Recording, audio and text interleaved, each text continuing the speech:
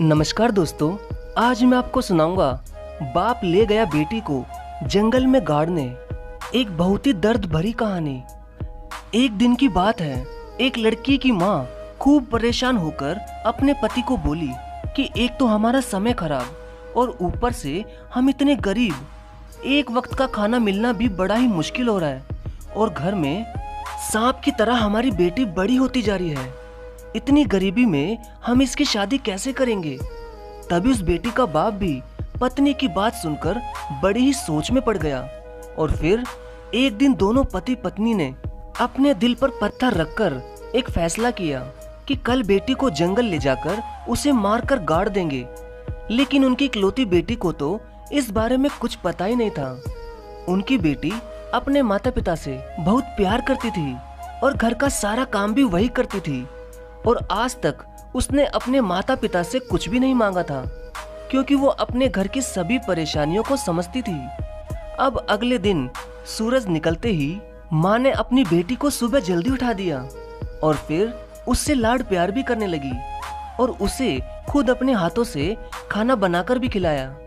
और उसकी माँ ने जीवन में पहली बार उसे अपने गले से भी लगाया। तभी ये सब देखकर बेटी बोली कि माँ, मुझे कहीं दूर भेज रही हो क्या? वरना आज तक आपने मुझे ऐसे कभी प्यार नहीं किया। लेकिन उसकी माँ कुछ भी नहीं बोली, बस चुप रही और फिर वो रोने भी लगी। बेटी लगभग समझ चुकी थी कि कुछ तो बात है, लेकिन बेटी माँ के आंसू देखकर कुछ नहीं बोली। तभी उसके पिता एक फावड़ा और एक चाकू लेकर आते हैं, तो माँ ने रोते हुए अपनी बेटी को सीने से लगाया और फिर उसे बाप के साथ जाने के लिए कह दिया। अब बेटी पूरी तरह से समझ चुकी थी कि उसके माँ बाप के लिए वो बोझ बन चुकी है। लेकिन बेटी उनकी बहुत अच्छी थी और जाते जाते उसने अपनी माँ से कहा कि माँ, हर जन्म में तुम मेरी ही माँ बनना। ये कहकर बेटी बाप के साथ चली गई। अब दोनों बाप बेटी चुपचाप ही घने जंगल की तरफ जाने लगे। तभी अचानक बाप के पैर में एक बड़ा कांटा चुभ गया और वो दुखी होता हुआ एकदम से नीचे बैठ गया। बेटी से देखा नहीं गया, उसने तुरंत कांटा निकाला और फिर पिता के पैर पर अपनी चुन्नी फाड़कर बांध दी। तो पिता ने कहा कि बेटी, मेरे पैर पर हाथ ना लगाओ, हम बेटियों के हाथ पैरों पर नहीं लगवाते। तो बेटी ने कहा कि पिताजी, मैं भी आपको दुखी नहीं देख सकती। ये सुनकर पिता की आंखें नम हो गई, मगर उसने अपने आंसू दबा लिए। फिर वो थोड़ी ही देर में जंगल के बीचों बीच पहुंच गए। अब उसके पिता एक जगह देखकर उसे फावड़ा लेकर खोदने लगे और बेटी बाप के सामने बैठी हुई थी। तभी थोड़ी ही देर में पिता बहुत ज्यादा थक गया और उसके पसीना आने लगा। तभी बेटी बाप का पसीना अपनी चुन्नी से पोंछने लगी और फिर उसी चुन्नी से अपने पिता के मुंह पर हवा करने लगी। ये देखकर उसके पिता ने अपने बेटी को धक्का दे दिया और कहा कि पीछे हट जा, मुझे अपना काम करने दे। तो बेटी ने कहा कि पिताजी, आप मुझे मारकर गाड़ने के लिए इतनी मेहनत से गड्ढा खोद रहे हैं, तो क्या मैं आपके लिए इतना भी नहीं कर सकती? ये सुनकर बाप चौंक गया। तो बाप ने बेटी से पूछा कि तुम्हें कैसे पता चला कि मैं तुम्हारे लिए ही गड्ढा खोद रहा हूँ? तो बेटी ने कहा कि पिताजी, मुझे पता है कि मैं आपके लिए नसूम हूँ और बोझ भी हूँ, इसलिए आप मुझे यहाँ गाड़कर मार दोगे। अब उसके पिता गुस्सा भी थे और उसकी आंखों में आंसू भी थे। तब उसने अपनी बेटी को सच बता दिया कि हाँ, तू है नसूम हमारे लिए, काश तेरी जगह हमारे बेटा हो जाता तो सब ठीक होता।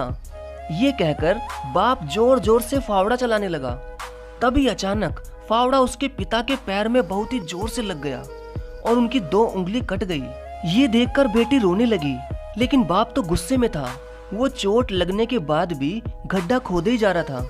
लेकिन अचानक ही बेटी ने खूब रोते हुए पिता के हाथ से फावड़ा छीन लिया और कहा कि पिताजी, मैं बहुत नसूम हूँ, इसलिए मेरे मरने से पहले भी तुम्हें चोट ही लग रही है, इसलिए आप घर जाओ पिताजी, और आप चिंता मत करना पिताजी, मैं खुद ही गड्ढा खोदकर इसमें लेटकर मर जाऊंगी, लेकिन घर नहीं आऊंगी।